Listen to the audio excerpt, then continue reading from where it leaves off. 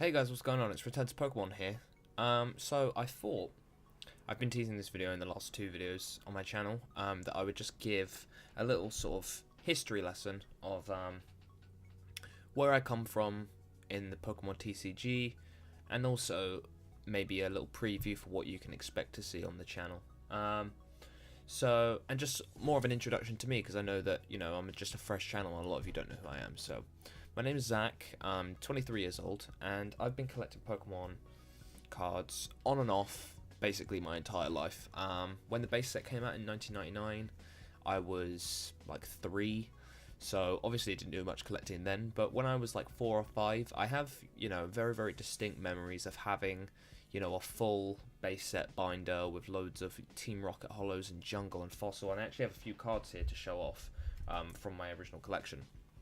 But what actually ended up happening was that I think my mum was sort of helping me collect the cards. Obviously, she was buying the cards for me, and so we were kind of collecting them together.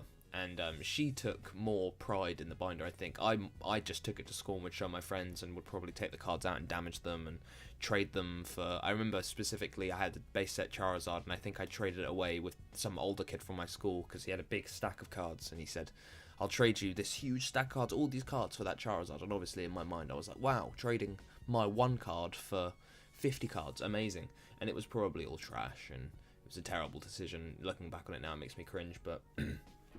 I actually have a few cards here, like I said, that I've got, that I've managed to save from my collection. There's not many, but, there's a few cool ones here. So we've got an Ancient Mew. This is actually the Ancient Mew that I got from the movie when I was a kid. This is the actual one, and it's in, like, surprisingly, I mean, you can't really tell with this because of the back and stuff, but it's in surprisingly good condition. All of my cards from that time are basically trashed, so really happy with this. This is actually going to be sent away on my first PSA, and if that comes back as a 10, then that's cool. If it doesn't, then I actually bought a sealed Ancient Mew, which I will crack open if that comes back less than a 10. If it comes back a 10, I'll keep that one sealed and, do whatever with it. There's this Pikachu promo, which I'm fairly sure came from the second movie, Pokemon 2000. Is it the Power of One, the Lugia one with the three legendary birds? Really cool movie. Enjoyed that one actually a lot more than the first one when I was a kid. But there's the promo for that. This is the original promo that I had. And then these, obviously the base set starters, you can't go wrong with these. I actually bought these after the fact to get these graded. I want all 4 of these. I know there's no monetary value in them, but to have all 4 of these come back as a PSA 10 and have them and keep them just for nostalgia reasons would be awesome. So I have those. And then these few cards here are just some of the holos and rare cards that I've managed to keep from my collection. There's the Raichu holo from Fossil. It's probably the best condition out of these 4. Not perfect, but probably the best condition one I've got. We just have a Pidgeot rare from Jungle. Scyther holo from Jungle. Scyther was my favourite Pokemon as a kid. Obviously, as you can see, the condition is pretty tattered, but, I was a kid, so what can you expect? And then we have an Electrode here from Jungle as well, with a big old nick in that corner.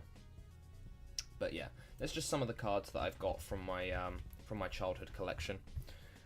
So yeah, I was collecting Pokemon cards basically right from the start with my mum, having fun collecting them together. And then, I dropped off after that. I played all the games. I played Gold and Silver a little bit, but my main game was Pokemon Yellow. I actually had one of those. I think my parents went away to like Thailand or something and got one of those bootleg, like 100 games in one cartridge type thing. And it had Pokemon Blue, Red, and Yellow on it. But I actually was playing Pokemon Yellow, and that was the one where if you had Pikachu in your squad, then he would follow you around, which was really, really cool, because all my friends were playing Pokemon Blue and Pokemon Red, and I was like, well, I've got Pokemon Yellow, and my Pikachu follows me around, so that was pretty cool. Another thing that was cool about it was that those bootleg cartridges, they often have multiple copies of the same game, so all of my friends were like, oh, I want to do this, but I can't because I've only got one save, whereas I had like 5 copies of Pokemon Yellow on one cartridge, so I could have like loads of different saves for the game and stuff. That was awesome. But yeah, so I played that, and then got back into Ruby and Sapphire a little bit, played Diamond and Pearl. My new friend that I'd made at school, he had a DS with Diamond and Pearl, so I convinced my parents to get me a DS for Christmas and got me Diamond and Pearl. Actually, I think I got Platinum. It was one of the two, Platinum or Pearl. And then after that dropped off again, And then one day I was just out, and I saw that Heart Gold Soul Silver was on the shelf in the store, and I was like, wow, yeah, that's cool. I saw some stuff about it. I was like, that's awesome. And it came with the Poke Walker and stuff like that. I was really intrigued. And when I was in sort of my early teens, like maybe when I was like 12 or 13, I never really asked my parents for anything. Like, I was very, very, like, basically, whenever I asked my parents for anything, I would get it. Not because I was like super spoiled, but just because I would never ask for anything. My parents would always ask me, do you want this, do you want that? And I'd say no. I was a very, very easygoing child. So when I randomly came up to my mum in the store and said, Mum, can you get me this for my DS? She just said yeah, and I couldn't believe it. So I put hundreds of hours into that game, really, really enjoyed it, and that love for the game brought me back actually into the TCG, where I started collecting again during the Heart Gold Soul Silver series. I was quite late to it actually. I think the Heart Gold Soul Silver series base set had already come out, so Unleashed, Undaunted, and Triumphant were the sets that I collected for. Undaunted mainly is where I got really into it. And then I fell off after that again, but I've got some cards here from that time that I can show off. Just some of the promos that I opened up. All of my other collection is in a binder, which I can be able to get out. So here's some of the promos, just to show off some of the products that I opened, I guess. So there's the Charizard G Level X from the 2009 promo tin, the Supreme Victors one. There's the Typhlosion Prime from the Heart Gold Soul Silver tin. I also had the Meganium as well. And then here we've got the 3 dogs from the Shining tins. So you get the Shining version of the Legendary Dog, and then you get the Shattered Hollow. And I've got all 3 of them. Really, really beautiful cards, and really nice tins. I think they released these for preparation for the Call of Legends set, to get people used to the Shining sort of border. The only problem with these cards, I'd love to get these sent off to PSA as well, just because I think they're beautiful. But the only problem with them is, I don't know if you can see down at the bottom, but because of the way the cards were stored in the tins, all of the shiny ones have these really horrible nicks at the bottom, which makes them basically impossible to get good grades, which is unfortunate. But, you know, that's just how it goes. So yeah, that's some of the products that I opened during the Heart Gold Soul Silver time.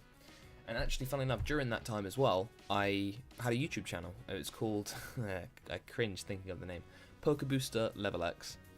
And yeah, I did basically what I'm doing now, opening packs online. I actually watched a couple of people's videos, like Primetime Pokemon and stuff like that, back in the day, like 2010, 2011. And that's what got me, you know, into, it's 2010 actually, not 2011. It would have been 2010. Yeah, I was watching those videos and I thought, wow, that's so cool, people are opening packs online and stuff. So I started doing it as well, and actually I was sort of featured, I guess mentioned, in a few people's videos that were big back in the day, so I'll put those in now. To Primetime Pokemon, you rock, I love your videos, I hope you like the cards. I sent all from different sets, again, love the vids. Zach, Poke Booster Level X. That's a YouTube name. Only one person got it right. Poke Booster Level X. He guessed Aquapolis or Skyridge. I started collecting again because of you and others. Enjoy these free cards from Poke Booster Level X. A big smiley face. But yeah, I was part of the PokeTubing community on YouTube, doing trades, you know, sending my favorite YouTubers free cards and stuff like that. And it was a really good time. And then after that, you know, I just dropped off again, and I never played a Pokemon game basically since Heart Gold Soul Silver. And then just recently, I've been, you know, thinking about getting back into it, so I bought a few retro packs, and I figured, you know what, why don't I start doing the PokeTubing thing again, because that was really fun. So here we are. So what you can expect from this channel, I guess, is more pack openings, obviously.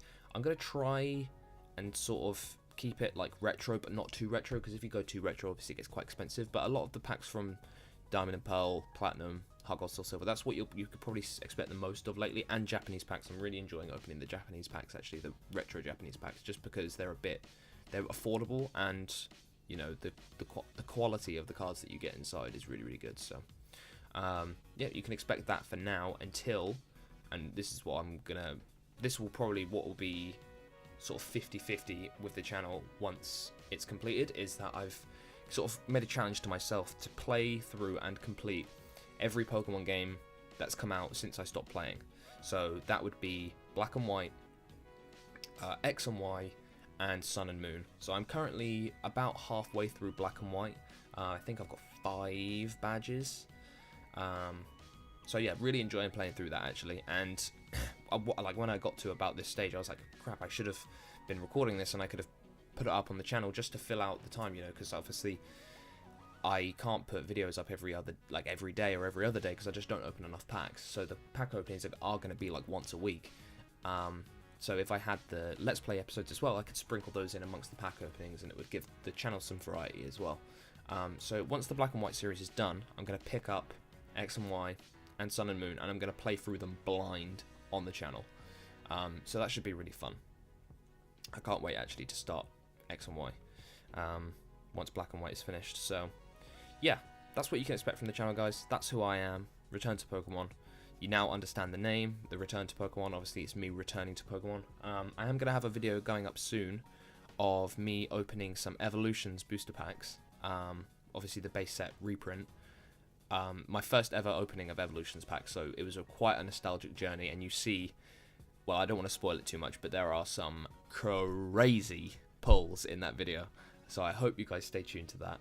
And also got some more Diamond and Pearls packs on the way to my house currently, and a couple more Japanese packs which will be going up afterwards. So stay tuned for more, guys, and yeah, thanks for watching.